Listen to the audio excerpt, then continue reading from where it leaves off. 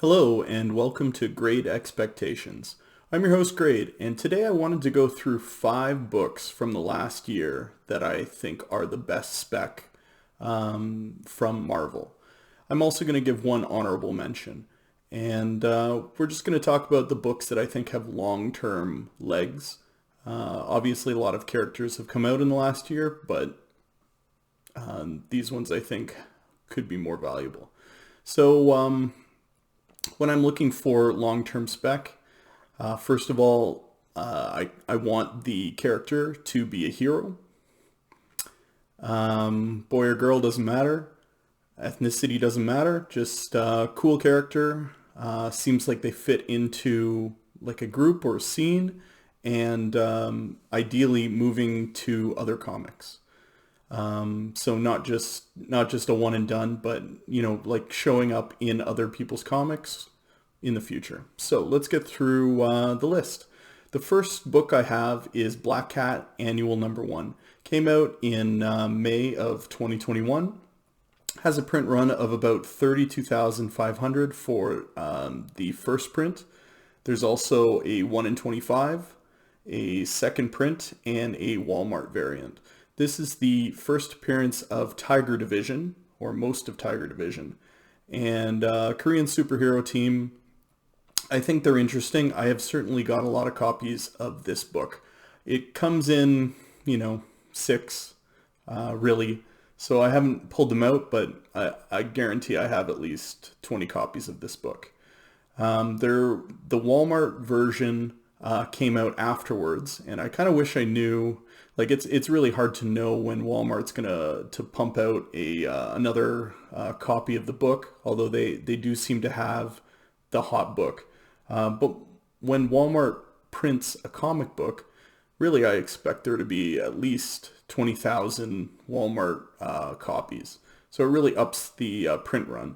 And for these superheroes, print run is important because we want scarcity in the first appearance, and then you really just need demand. So Tiger Division, they haven't really done anything too crazy yet. Just kind of introduced, see if people are interested, and we'll see if it goes anywhere. I do like the idea of like a Korean team, and I'm betting on New Agents of Atlas, but Tiger Division is kind of like the other team. All right, number 5. This is a new book, and that's why I didn't do a list for 2021. This book just came out a couple weeks ago, and I do actually think it has legs and was kind of under the radar. So for number 5, I have Death of Doctor Strange, Bloodstone, number 1.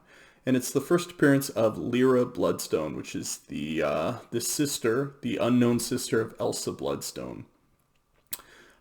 She is a magical character. She has a null gem. Elsa has the Bloodstone.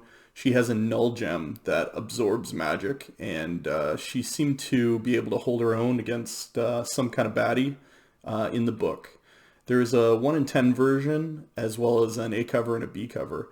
I like the A cover. I think that like the print run for this book obviously isn't out yet on Comic-Con, but I do think 20,000, 25,000 is reasonable, although I don't know how much of like a Death of Doctor Strange tie-in is going to up the buy on this. There's also a second print that's coming out.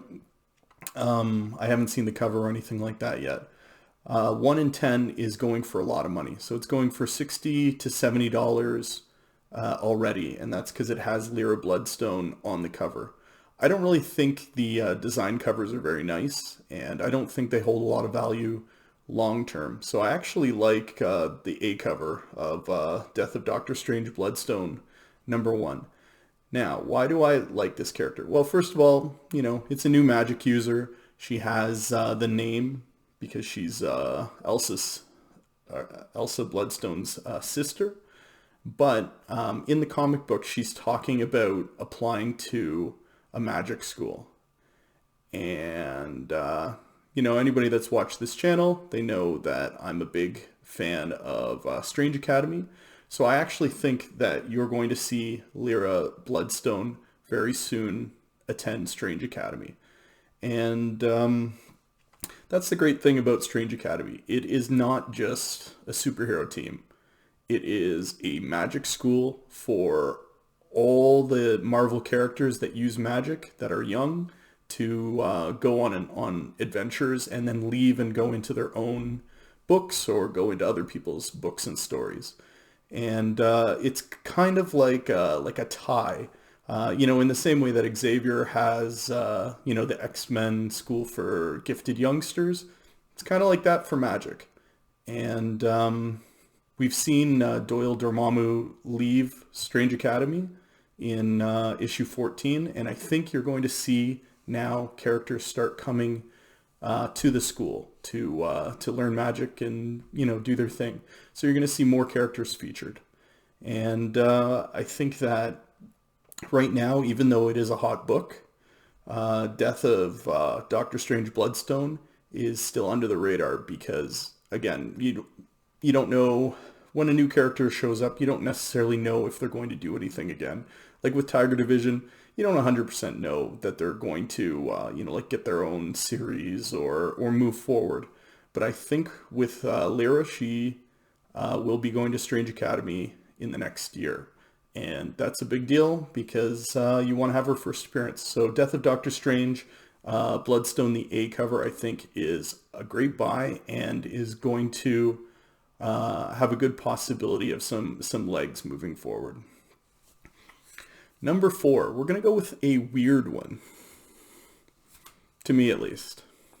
And it is Web of Spider-Man #1. This came out in the summer. It's got an A cover as well as B cover attraction variant. And then it's got a 1 in 25 and then a second print. And this is the first appearance of Harley Keener.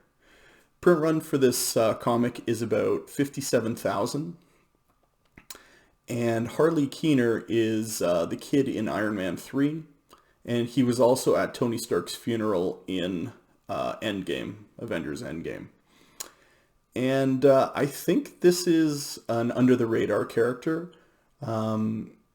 If they do decide to hand off Iron Man, obviously people are buzzing about Riri Williams right now. We don't know how that's going to be received.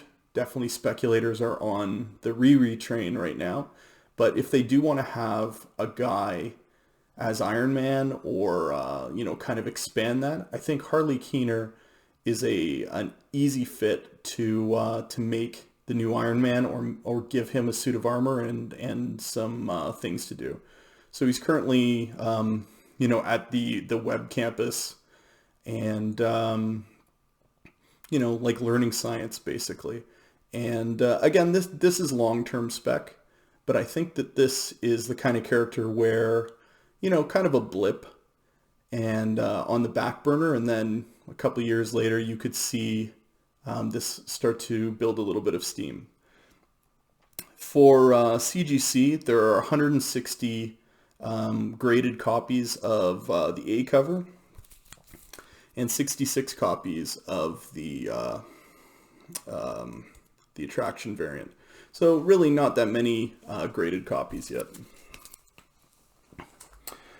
I like the 1 in 25 fine. I thought it was a little expensive when it came out, and I think the A cover's fine.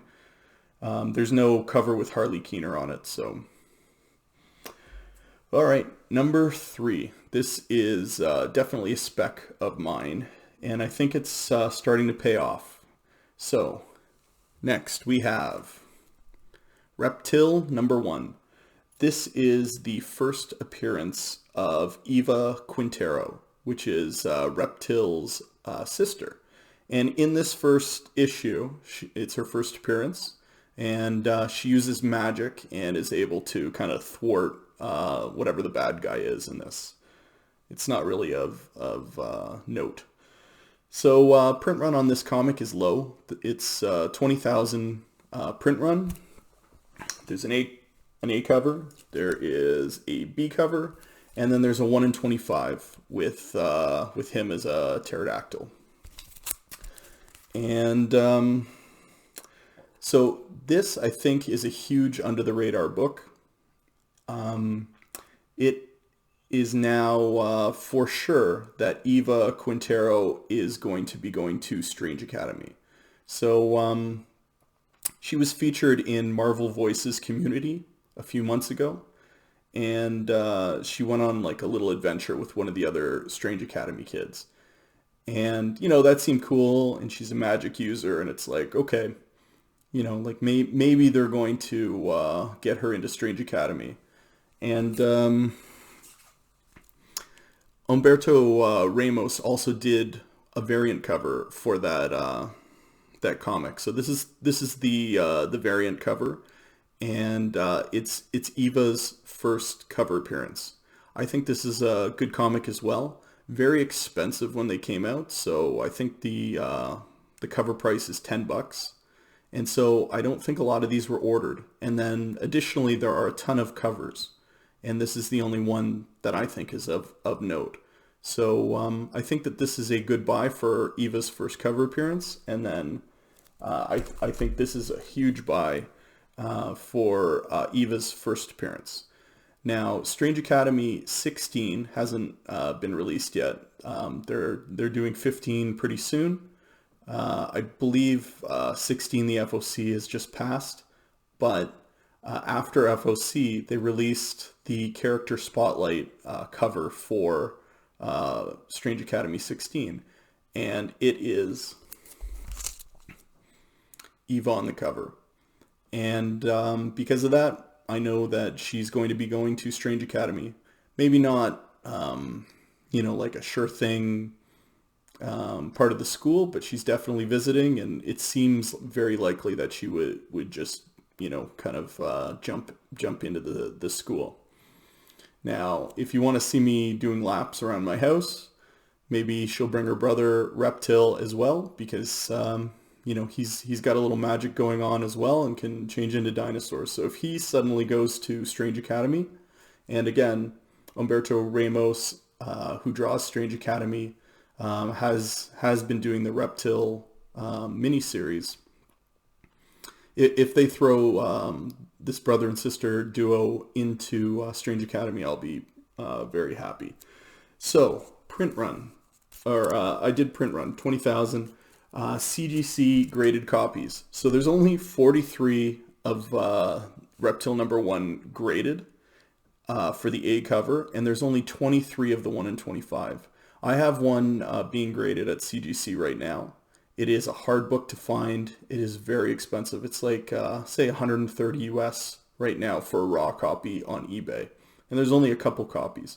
So I think that this, the 1 in 25 for Reptil #1, if you can find it, is definitely worth, you know, maybe not worth $130, but that could be super cheap in a few years. So depends on how much you're willing to gamble. I picked up a number of copies of this book. You can see the sticker on here, $5. That's in Canadian dollars, so it's like 4 US. So I was very happy. I bought a bunch of copies. Love hearing that Strange Academy is expanding. All right. So the first 3 books, Death of Doctor Strange Bloodstone, Web of Spider-Man 1, and Reptil #1, I would say are in the 3rd tier. This book at #2 is the 2nd tier. And that's going to be Moon Knight #3. So, this is the Walmart version. You can tell because it's got a bunch of red. The A cover is green, or it's got a bunch of green. And then the 1 in 25 looks like this one. So, first appearance of Hunter's Moon. I have said in videos in the past, I think Hunter's Moon is going to be, you know, like an anti-hero or something akin to how Venom started, where he seems like a villain. He's doing some things where you're not sure on the allegiances of his, and then he turns out to be a hero or, you know, just another dude. So I think this is a great comic. When it came out, The print run is higher than the rest of these books. So the print run is 70,000, but then you also have a second print. Although I don't think anybody bought the second print, and I did actually. I have a couple copies where it's just black and white for this cover, and then there is also a like the Walmart version, so at least another 20,000 copies. But I would say this book is still going really cheap. So a regular cover A is selling for about 20 US, and the 1 in 25 is still going under the radar. It's only going for 30 US, which I think is a steal. Now, maybe that's because there are 70,000 copies of Moon Knight #3, so maybe there are a ton of 1 in 25s, and then obviously the cover for like just the regular cover has Hunter's Moon on the cover, and like he's looking pretty badass. So I think that's why the 1 in 25 has been kind of avoided. But I have bought a couple copies of it, and I do think it's undervalued and cheap right now. So for CGC of the cover A, I realize this isn't the cover A, but cover A, there's 169 graded copies, and then there's 29 of the 1 in 25 graded copies. And I've said in the past as well, Moon Knight, he doesn't really have other characters that I can think of, which is sad. So Moon Knight's just doing his own thing. He's got his own show coming out on Disney Plus. Like really all the heroes have other superheroes, or they have other characters that they kind of interact with. And so I think it just has to be Hunter's Moon as one of those characters that is going to interact. Now, I'm not saying he's going to be on the Disney Plus show, because obviously he's a new character, but I think for long-term spec, it's pretty easy spec, and it's very cheap. I do have a bunch of the cover A. I've just squirreled them all away. So that was the second tier, and then number 1 is going to be my favorite comic of the last year, Taskmaster 3. Now, Taskmaster 3 came out without any hype. It features the first appearance of Taegukgi, who is part of Tiger Division. He's kind of like a Korean Superman without a cape. Taegukgi is like their Korean flag. And I love this comic because, first of all, the print run is 13,500.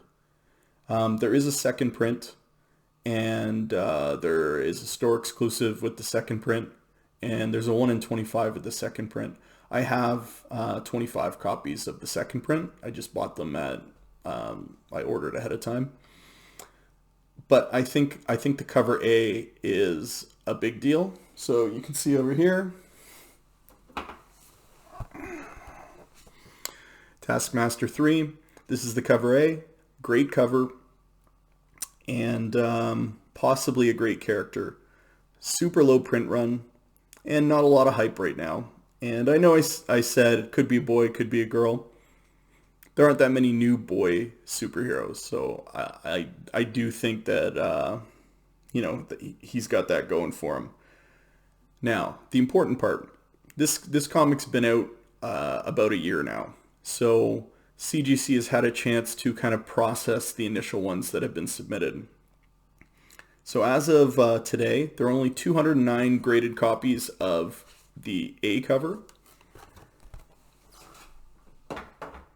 And then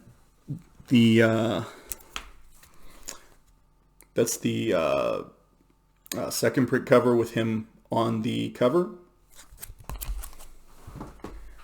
But the 1 in 25, there are only 37 graded copies. And this is after a year, almost a year. And I think that Taskmaster 3, the 1 in 25 Davis cover, is a fantastic cover. It was hyped right away when it came out. But I don't think people realized how few copies there actually are out there. And so now, a year later, there's only 37 graded copies. Obviously, I have 2 more here. There's 1 on eBay. I can't find them anywhere else. There are 3 graded copies 4 graded copies available on eBay right now, and they're expensive. So I would say that this is the hands down the number one spec book from the last year. Taskmaster 3, the 1 in 25. And if you can find any copies, you should be buying them up. Now, that being said, I'm also trying to buy them up. So, if they pop up, and they're reasonably priced, and I would say reasonably priced for raw copies, $200. For graded copies, I bought the 9.6 in December, and I paid $310 US. And the last 9.8 that sold was $500 US. So I think $500 US is a steal for such a rare book with a first appearance, with a great cover, and a super low print run. So that's it. Number 5, 4, 3, 2, 1. That's the one I'm going to be looking forward to, seeing what happens in the coming years. And again, these are long-term specs. There was no sure thing. There's no Miles Morales. There's no Erica Slaughter. This is as good as it gets. And definitely people in the last year were watching comics a lot more. So you'd think they'd have more copies being purchased. But like with these print runs for the books I've chosen, other than Moon Knight number 3, they are very low. And so that's what I like about them. Basically when I look at the comics in the past that are worth something, like obviously Spider-Man 300, first appearance of Venom is an expensive book. And Venom's had many comics where he's the main character. He's connected to Spider-Man. And so his book is valuable. But when I look at the books that I want to get, NYX number 3, that's a book with a lower print run where people didn't really spec on Laura Kinney, like Wolverine's daughter or Wolverine's clone, however you want to look at it. So when I'm looking at long-term spec, I'm looking at books like that, and there's rarely a slam dunk where you just know right away that it's going to be a big deal. It takes years. And I'm saying that with very little experience other than being able to look backwards. So I haven't lived through, like Miles Morales being released or Kamala Khan being released. I started right when Strange Academy got released, and that's about as close to a sure thing as I could find so far. But yeah, the only other thing I wanted to talk about was variants. So, like when a comic's being released, you have, like if you look at Spawn, 1 in 25, or Berserker, 1 in 25, 1 in 50, 1 in 100, 1 in 1,000, 1 in 250. These variants are getting people to buy 6 copies when they should be buying 1 of a comic. Or they're buying 1,000 when they should be buying 500 just to get the rare signed variant. And I was thinking recently, like, what comics are being released that don't have variants? And basically it's Strange Academy. That's the only comic I can think of that is a decent print run comic where they're not doing a 1 in 25 or a 1 in 10 just to try and pad the sales numbers. And I think that like Disney and Marvel are looking at Strange Academy. It's growing. They're adding new characters. The hype is kind of growing. Obviously, Gaslamp came out in issue 13 for the cameo and 14 for the full, and then the Strange Academy 15 is going to have his cover appearance. But they're letting that comic book grow organically, and like they're not buzzing it. They're not like trying to ram the sales with variant covers. No, I if they did, I would buy all the Strange Academy variant covers because I've been collecting a lot of it, so why wouldn't I want to have them? But I like the idea that it's just if you like it and you buy it. There's no gimmick to kind of buy it, and I think that kind of shows that Marvel and Disney are backing Strange Academy, and they do think that it's going to succeed. And I think that it's a buy as well. I'm always hyping Strange Academy, what can I say? But anyway, this has been great with great expectations. Just kind of going through some of the long-term spec that I've identified that I have purchased and that I am actively buying. And have a great night.